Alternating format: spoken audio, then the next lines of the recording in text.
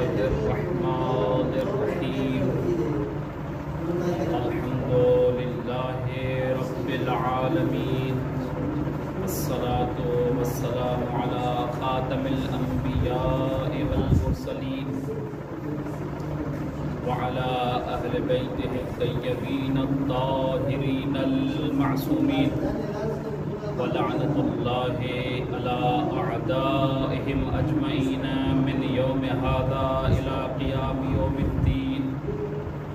أما بعد فقد قال الله سبحانه وتعالى في محكم كتابه بسم الله الرحمن الرحيم وَإِذْ يَقُولُ الْمُنَافِقُونَ وَالَّذِينَ فِي قُلُوبِهِم مَّرَضٌ مَّا وَعَدَنَا اللَّهُ وَرَسُولُهُ إِلَّا غُرُورًا وَلَعْنَةُ اللَّهِ عَلَى أَعْدَائِهِمْ أَجْمَعِينَ مِنْ يَوْمِ هَٰذَا إِلَى قِيَامِ يَوْمِ الدِّينِ. أما بعد فقد روي عن الحسين بن علي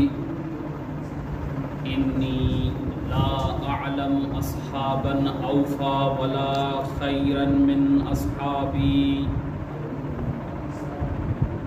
درود و سلام ہو محمد وآل محمد پر کہ جن کے صدقے میں اللہ تعالیٰ نے اس کائنات کو خلق کیا اور اس عالم کو اس مخلوق انسان کو اشرف المخلوقات قرار دیا. عزیزان گرامی قدر، محترم سامعین و ناظرین، جیسا کہ آج پہلی محرم الحرام کی تاریخ ہے اور یہ ایام ان شہدائے باوفا کی یاد منانے کے ایام ہیں کہ جنہوں نے اپنے تمام مال و اسباب، اپنا سب کچھ راہ خدا میں سن 61 ہجری میں قربان کیا. سامعین گرامی قدر، اس وبا کے دور میں اور اس مرض کے حالت میں کافی سارے مومنین کے لیے یہ مشکلات درپیش ہیں کہ وہ لائیو اور جس طرح سابقہ مجالس کا انعقاد ہوتا تھا اس طرح مجالس میں شریک ہوں اور شہدائے کربلا کو حوصلہ دیں. لیکن حکم یہ ہے کہ ہر صورت میں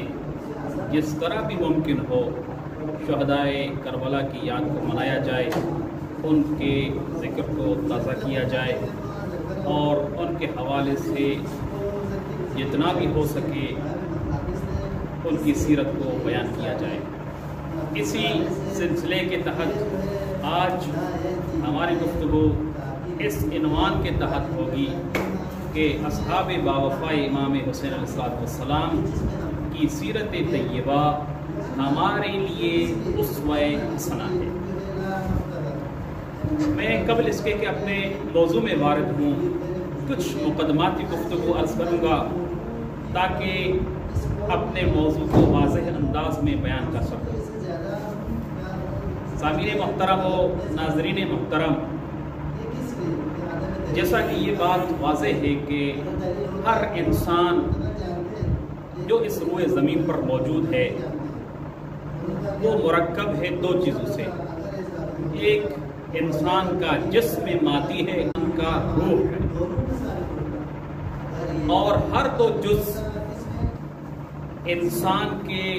تکامل اور انسان کے زندہ رہنے کے لیے اہم ہیں. لیکن ضرورت اس چیز کی ہے کہ جس طرح انسان اپنے جسم کو مزین کرنے کے لیے اہتمام کرتا ہے، اپنے جسم کو صاف و ستھرا رکھتا ہے، جسم کو کوئی مرض لاحق ہو تو اس کا علاج کرتا ہے، اسی طرح تو دوسرا جز ہے، اگر وہ مریض ہو، انسان کی روح اور مختلف اخلاقی امراض میں مبتلا ہو اور ضمیر مردہ ہو جائے تو اس کے لیے بھی علاج کی اسی طرح ضرورت ہے جس طرح جسم کو علاج کی ضرورت ہے۔ آج کے معاشرے میں جس چیز کا نقص ہے، جس چیز کے طرف آج کل کے انسانوں کی توجہ مرکوز نہیں ہے، وہ یہی ہے کہ انسان اپنے روح کو پاکیزہ اخلاقیات سے، پاکیزہ صفات سے متصف کرنے کی کوشش نہیں کرتا۔ سامعین محترم، جیسا کہ یہ بات واضح ہے کہ اگر کوئی انسان جس کا ظاہری عمل قول و فعل صحیح نہ ہو اور گناہگار انسان ہو، اگر وہ فوت ہو جائے اور اس کو دفن کیا جائے، دفن کے بعد اس کی قبر کے اوپر ٹائل و ماربل اور اچھی اچھی مزین طرح کی چیزیں لگائی جائیں، تو جس طرح یہ قبر کے اوپر والی ٹائل اور ماربل اور اس کے اوپر بنا ہوا گنبد اس کے لیے مفید نہیں ہوگا جب تک اس کے لیے خود اپنے صالح اعمال نہ ہوں یا اس کے لیے صالح اعمال انجام نہ دیے جائیں۔ سیم اسی طرح اگر انسان اپنے بدن کا تو خیال رکھتا ہے، اچھا لباس پہنتا ہے، اچھا کھانا کھاتا ہے، مرض ہوتا ہے تو علاج کرتا ہے، لیکن اگر انسان اپنے روح کا علاج نہیں کرتا اور روح مختلف امراض میں مبتلا ہے تو یہ انسان بھی اسی قبر والے انسان کی طرح ہے کہ جس کا ظاہر تو اچھا ہے لیکن باطن انتہائی خطرناک اور انتہائی ناپاک ہے۔ اصحاب باوفائے امام حسین علیہ السلام نے اپنے روح کی اس طرح پرورش کی اور اپنے روح کو ایسے اخلاق حمیدہ سے مزین کیا اور ایسی صفات سے اپنے آپ کو متصف کیا کہ جن کی وجہ سے ان کو یہ توفیق حاصل ہوئی کہ وقت کے امام کا ساتھ دے سکے۔ سامعین محترم، ہر صحابی جو امام علیہ السلام کے ساتھ اس واقعے میں شہید ہوا ہے، اگر اس کی سیرت طیبہ پر اور اس کے فضائل و صفات پر توجہ کی جائے تو ہمارے لیے کچھ خصوصیات اور ان کے سیرت میں پائے جانے والی صفات حمیدہ واضح ہو جائیں گی کہ جن کی وجہ سے ان کو یہ توفیق حاصل ہوئی۔ مثال کے طور پر کچھ اصحاب کا میں اجمالی تذکرہ کروں گا کہ جو انتہائی باکردار، پرہیزگار، شجاع ترین، اپنے قوم میں بزرگ، تلاوت قرآن کرنے والے، تہجد گزار، پوری رات اللہ کی عبادت میں گزارنے والے تھے، جیسے کہ ابو ثمامہ عمرو بن عبداللہ الساعدی ہے کہ جس نے آخر وقت میں امام علیہ السلام کو جب جنگ انتہائی عروج پر تھی اور ہر طرف سے مارو مارا کی آواز تھی، اس وقت یہ عرض کی کہ فرزند رسول، جب تک ہم زندہ ہیں تب تک کوئی میری آنکھ اٹھا کر آپ کی طرف نہیں دیکھ سکتا، لیکن میری یہ خواہش ہے کہ میں اپنے پروردگار سے ملاقات کروں تو اس حالت میں کروں کہ آخری نماز کو پڑھ کے جاؤں۔ تو امام علیہ السلام اوپر آسمان کی طرف دیکھتے ہیں اور کہتے ہیں کہ اے ابو ثمامہ، نماز کو یاد کیا ہے، اللہ تعالیٰ تمہیں نماز گزاروں اور ذکر کرنے والوں میں شمار کرتا ہے۔ اسی طرح بریر بن خزیر حمدانی ہیں، جن کے بارے میں تاریخ میں ملتا ہے کہ یہ شخص ایسا انسان تھا کہ جو پوری رات میں ہر رات ختم قرآن نکالتا تھا، اور علماء سیرت کے کتب میں موجود ہے کہ بریر بن خزیر الحمدانی 40 سال تک نماز عشاء کے وضو کے ساتھ ہی نماز صبح پڑھتا تھا، یعنی جو وضو نماز عشاء کے لیے کرتے تھے اسی وضو میں رہتے تھے، پوری رات تلاوت قرآن میں مصروف رہتے تھے اور اسی وضو کے ساتھ صبح کی نماز پڑھتے تھے۔ اور یہ حمدان قبیلے کے چشم و چراغ تھے کہ جس قبیلے کے بارے میں امیر المؤمنین سے یہ شعر وارد ہے کہ مولا فرماتے ہیں لو کنت بوابا علی باب جنت لقلت لحمدان ادخلوا بسلام، کہ اگر میں امیر المؤمنین جنت کے دروازے پر ہوتا تو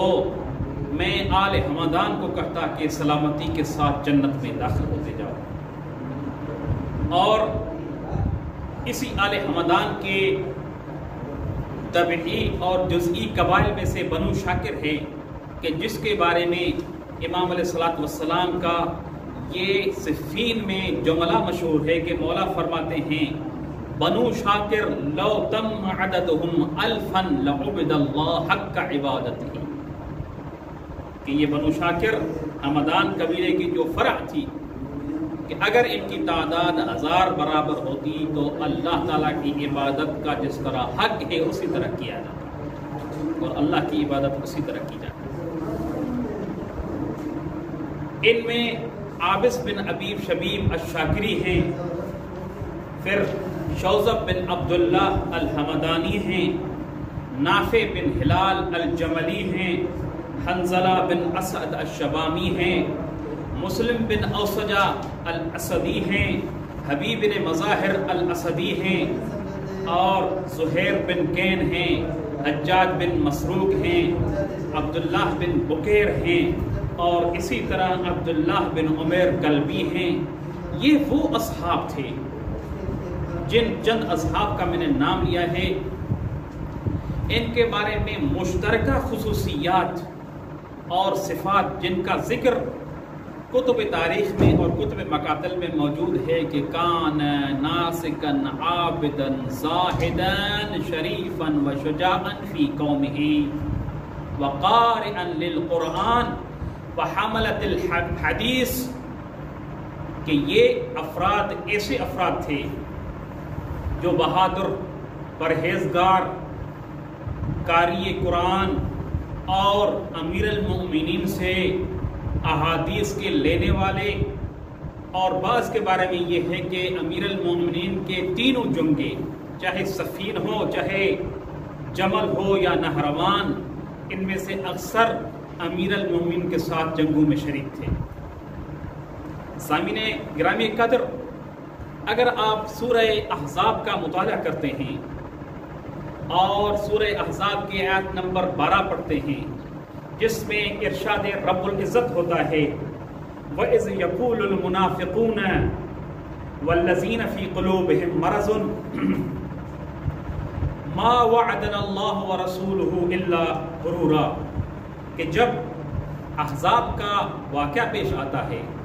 اور مومنین کا امتحان لیا جاتا ہے تو وہاں پر منافقین جو ظاہراً اپنے آپ کو بڑے بڑے اصحاب اور القاب سے نوازتے تھے، اور وہ لوگ جن کے دلوں میں مرض تھا اور کامل الایمان اور صحیح معنی میں مومن نہیں تھے،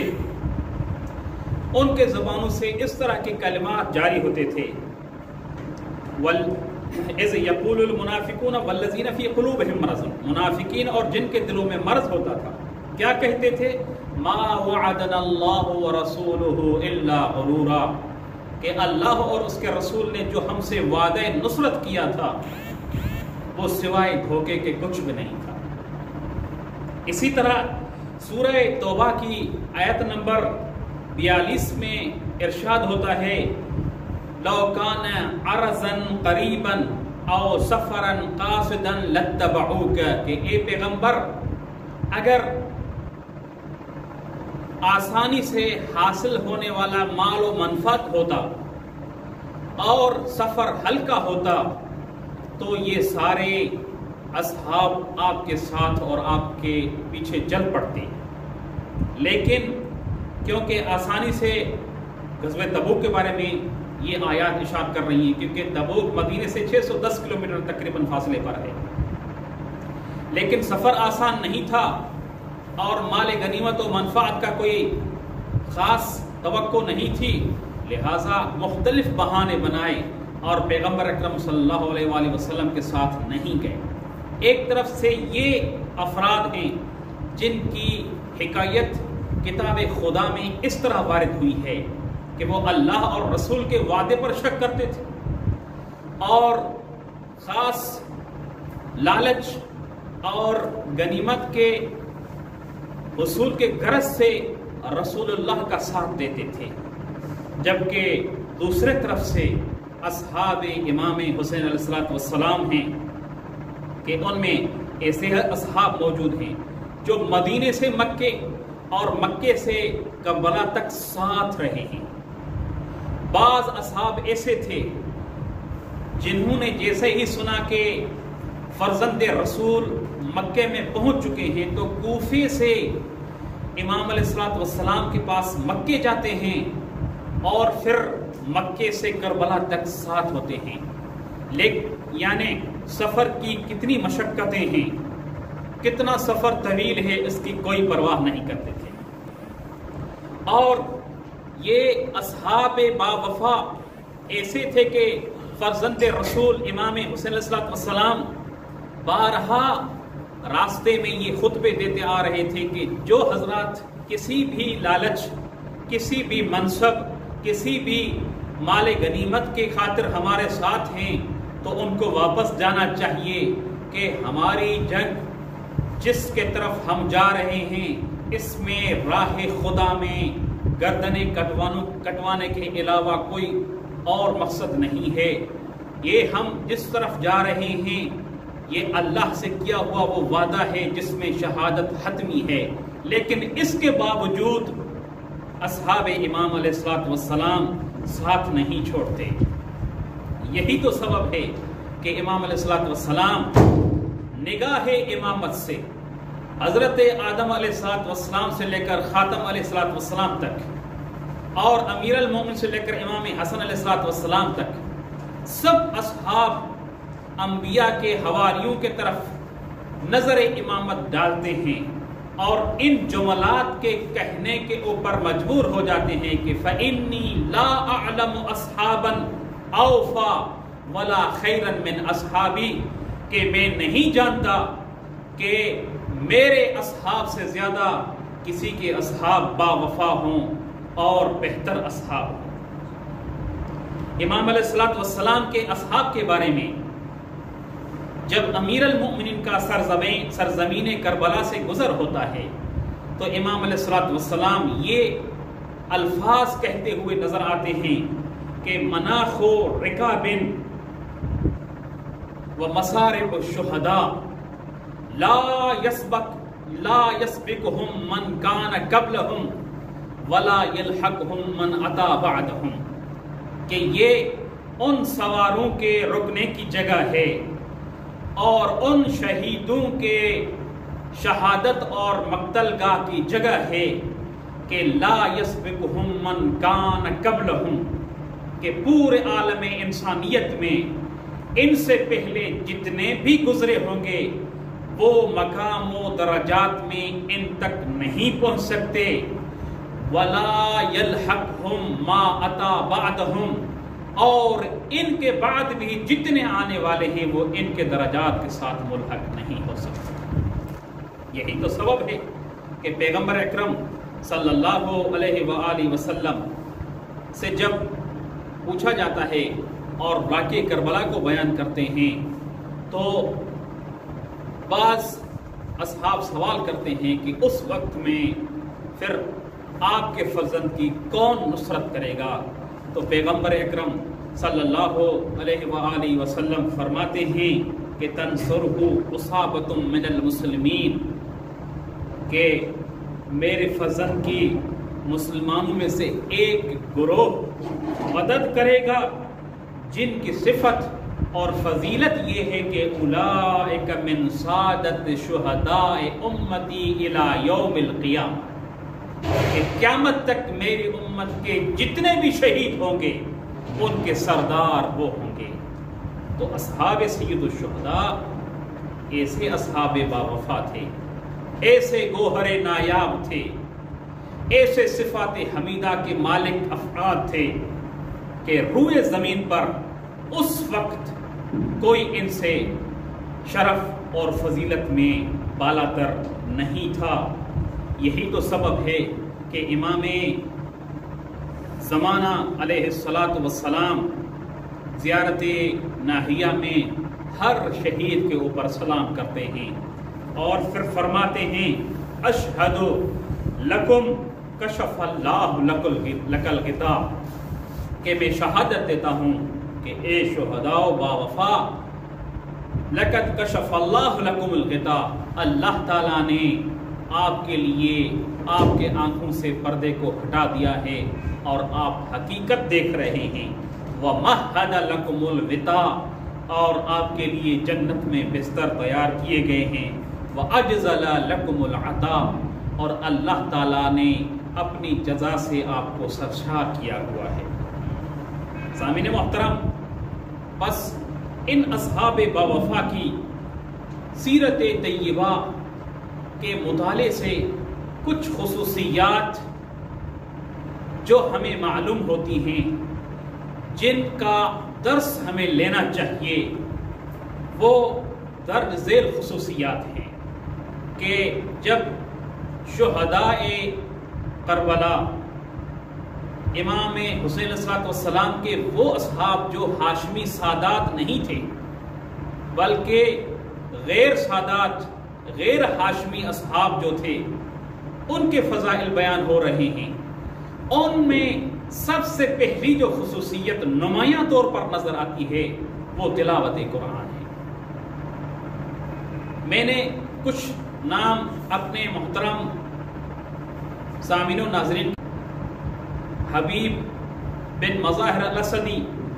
یہ ایسے افراد ہیں جن کے بارے میں یہ ہے کہ یختم القرآن فی لیلۃ واحدہ، کہ تلاوت قرآن سے ایسے عشق و محبت تھا، تلاوت قرآن ایسی پابندی کے ساتھ کرتے تھے کہ ایک ہی رات میں ختم قرآن نکالتے تھے۔ اور مسلم بن اوسجہ الاسدی کہ کتب تاریخ میں ملتا ہے کہ امیر المؤمنین میں بعض اوقات مسلم بن اوسجہ کو اپنا بھائی کہا ہے، اور مختلف موقعوں پہ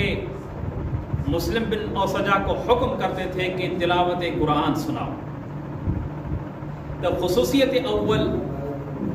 جو اصحاب امام حسین علیہ السلام کی سیرت سے ہمیں لینی چاہیے، جس کا درس ہمیں اخذ کرنا چاہیے، وہ تلاوت قرآن ہے، کہ وہ تلاوت قرآن کی بڑی شدت و محبت سے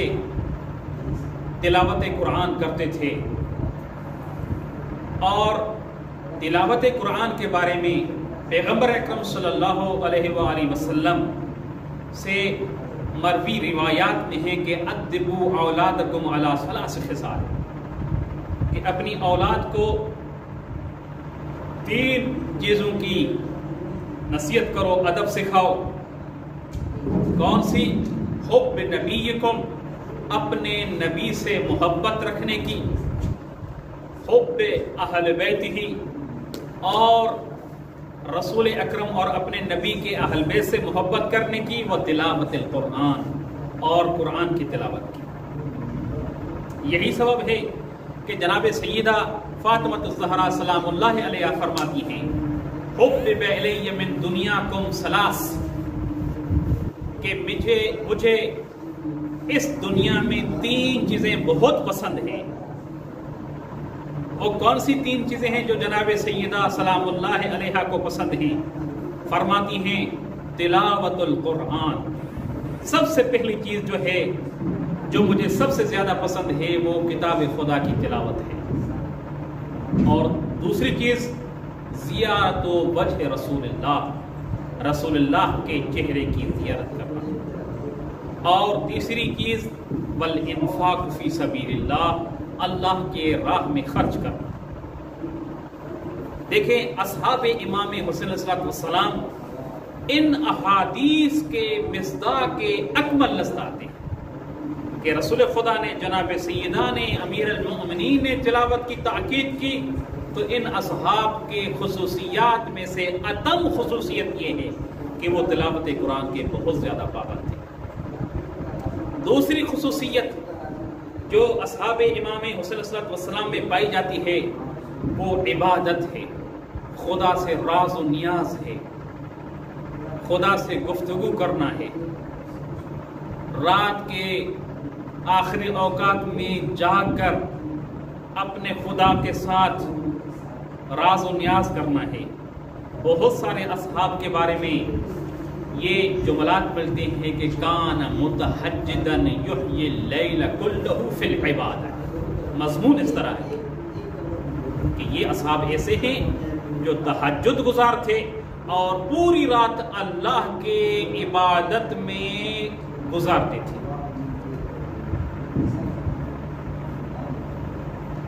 تیسری خصوصیت جو اصحاب امام علیہ السلام میں پائی جاتی ہے وہ شجاعت اور بہادری ہے کہ ہر شہید کے بارے میں جب آپ شہدائے کربلا کی سیرت کا مطالعہ کرتے ہیں تو پتہ چلتا ہے کہ جب دشمن کے لشکر پر حملہ کرتے ہیں تو کوئی خوف نہیں ہے، کوئی چہرے پر پریشانی نہیں ہے، جبکہ ان کی محدود تعداد ہے۔ ظاہری طور پر اگر عام عادی انسان ہو اور ادھر سے قتل اور غارت کا مقام ہو، جنگ و جدال کا مقام ہو، خون بہایا جا رہا ہو، لاشیں سامنے پڑی ہوں، تو طبیعی طور پر یہ ہوتا ہے کہ انسان پریشان ہوتا ہے، انسان کا چہرہ اتر جاتا ہے اور غم کے آثار چہرے پر نمایاں نظر آتے ہیں۔ لیکن اصحاب امام حسین علیہ السلام کے بہادری کا یہ عالم ہے، شجاعت کا یہ عالم ہے کہ ابن سعد کے لشکر سے ایک شخص سے سوال کرتا ہے کہ وائی ہو تم پر کہ ابن سعد کا ساتھ دیتے ہو اور فرزند رسول کے خلاف جنگ کے لیے اکٹھے ہوئے ہو؟ تو وہ شخص اس اصحاب امام علیہ السلام میں سے جس شخص نے یہ جملات کہے اس کو کہتا ہے کہ اے شخص، اگر تم وہی دیکھتے جو میں دیکھ رہا ہوں تو تم بھی اسی طرح کرتے جس طرح ہم کر رہے ہیں۔ کیا دیکھ رہا ہے؟ اس سے نقل ہے، کہہ رہا ہے کہ اصحاب امام حسین علیہ السلام میں جو شخص بھی آتا ہے وہ موت کی پرواہ کیے بغیر ہمارے اوپر حملہ کرتا ہے۔ ایسے لگ رہا ہوتا ہے کہ ان کا ہدف یا تو موت ہے یا نصرت حسین علیہ السلام، اور ان کے چہرے پر کوئی پریشانی کے آثار نہیں ہے، اور بہادر شیر کی طرح کبھی دائیں سائڈ پر اور کبھی بائیں سائڈ پر حملہ کرتے ہیں اور ہمارے لشکر کو تتر بتر کر دیتے ہیں۔ اگر ہم اس طرح اکٹھے ہو کر ان پر حملہ نہ کرتے تو ہم سب کو ان میں سے ایک ایک فرد ہلاک کر دیتا۔ تو ان کی بہادری کا یہ عالم تھا کہ ایسے جنگ کے موقع پر بھی ان کے چہرے پر کوئی غمی کے، کوئی خوف کے، کوئی پریشانی کے آثار نظر نہیں آ رہے، بلکہ پریشانی اس وقت ہوتی ہے جیسا کہ کتب مقاتل نے لکھا ہے کہ جب کسی صحابی کے شہادت میں تاخیر ہوتی ہے، ایک دوسرے پر شہادت میں سبقت لینے کی رغبت رکھ رہے تھے،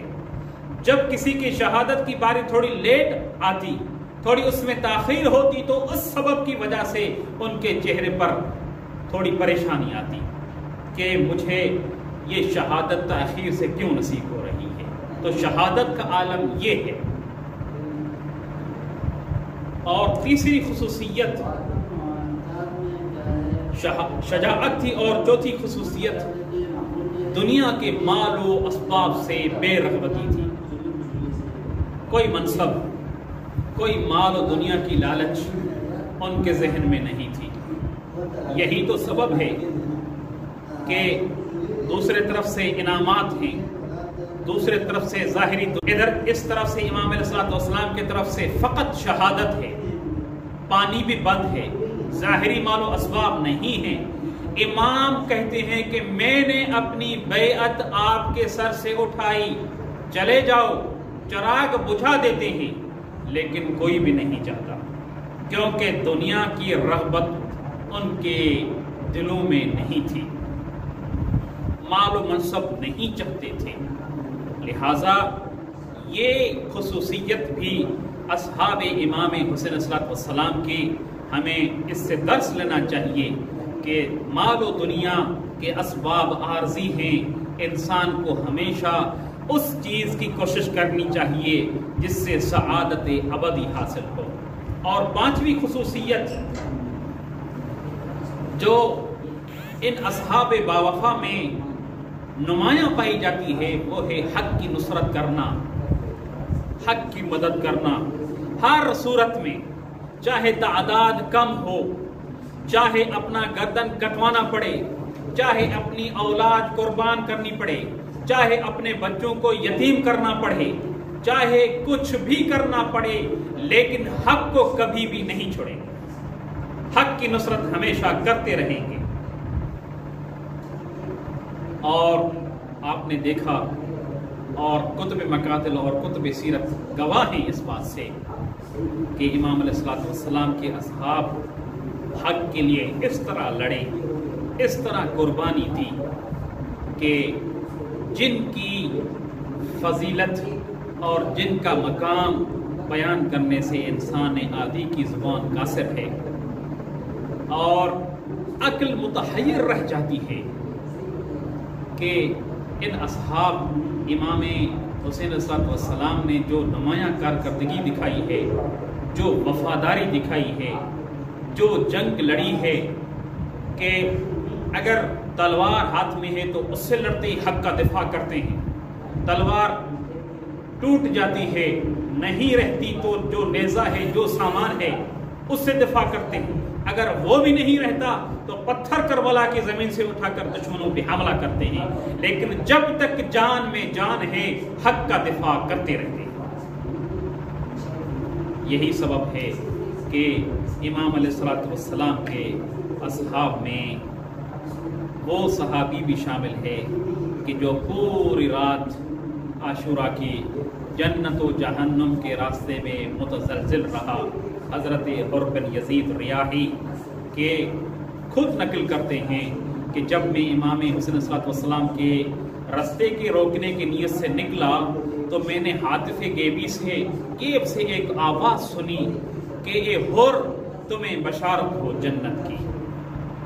اور یہ آواز 3 مرتبہ سنی. میں نے ادھر ادھر مڑ کے دیکھا، پیچھے مڑ کے دیکھا کہ یہ کیسی آواز ہے، میں تو فرزند رسول کے خلاف جا رہا ہوں، یہ کیسے ممکن ہے کہ میں فرزند رسول کے خلاف جا رہا ہوں اور مجھے جنت کی بشارت دی جائے. کہہ رہا ہے کہ میں پریشان و حیران رہا. لیکن جب عاشورہ کی رات ہوتی ہے کہتا ہے کہ میں اپنے والد گرامی کو خواب میں دیکھتا ہوں اور وہ مجھے فرماتے ہیں کہ اے میرے فرزند تم آج کہاں؟ اور کہتا ہے کہ میں نے اپنے والد گرامی کو کہا کہ بابا جان میں فرزند رسول کے سامنے اور مد مقابل ہوں. تو میرے بابا فرماتے ہیں کہ اے حر اگر تو ہمیشہ جہنمی بننا چاہتا ہے اور اپنی آخرت کو خراب کرنا چاہتا ہے تو جو چاہے تو کرو، لیکن اگر فرزند رسول کی مدد کرنا چاہتا ہے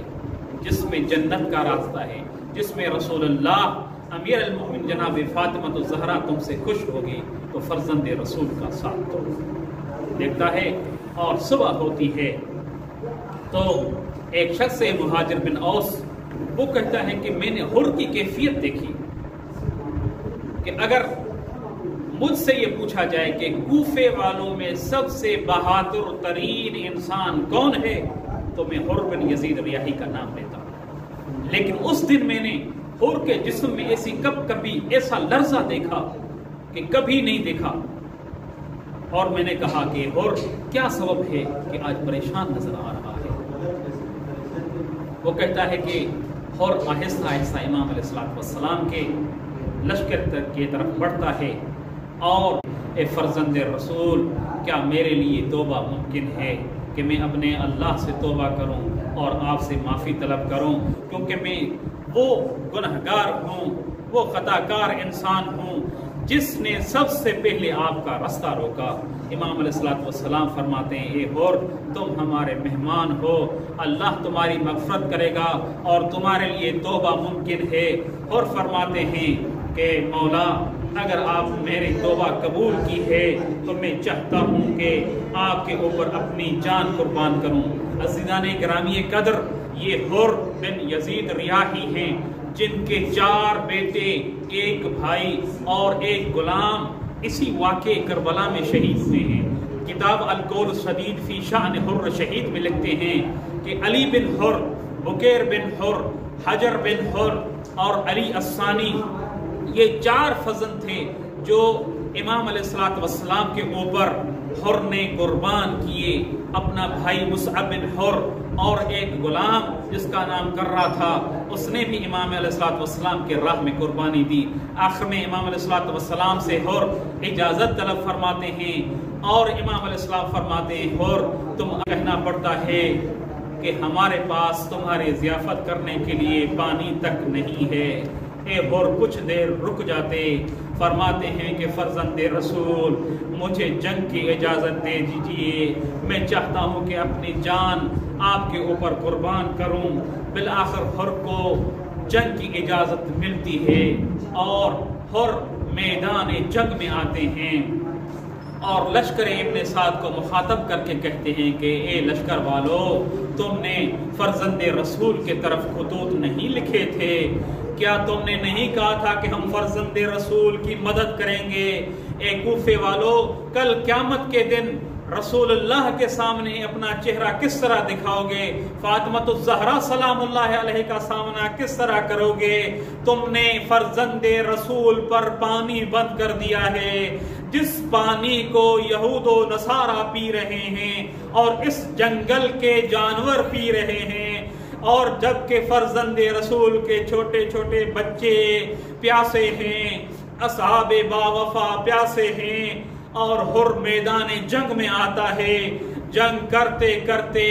40 ابن سعد کے لشکر والوں کو واصل جہنم کرتا ہے۔ بالآخر وہ مقام آتا ہے کہ حر زین سے زمین کی طرف آتا ہے اور فرزند رسول کو مدد کے لیے بلاتا ہے۔ امام علیہ السلام حر کے پاس پہنچتے ہیں اور حر کے سر کو اپنے زانو پر رکھ کر کہتے ہیں کہ اے حر، تمہاری ماں نے تمہارا نام صحیح رکھا ہے، انت الحر فی الدنیا وانت الحر فی الآخرہ۔ اے حر، تم کو حسین نے آج آزاد کر دیا، تم دنیا میں بھی آزاد ہو، آخرت میں بھی آزاد ہو۔ حر کے آنکھوں سے برسات کی طرح آنسو برس رہے ہیں۔ آزادان مظلوم کربلا، شاید حر یہ سوچ رہے ہوں گے، فرزند رسول آپ میری مدد کو پہنچے، میرے سر کو اپنے زانوں پر رکھا،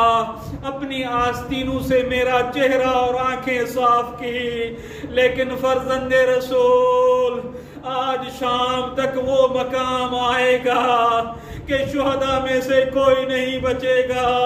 انصار میں سے کوئی نہیں بچے گا۔ جب آپ زیر سے زمین کی طرف آئیں گے، آپ کے چہرے کو صاف کرنے والا، آپ کے سر مبارک کو اپنے زانوں میں رکھنے والا کوئی نہیں ہوگا۔ الا لعنت اللہ علی القوم الظالمین، وسيعلم الذين ظلموا أي منقلب ينقلبون۔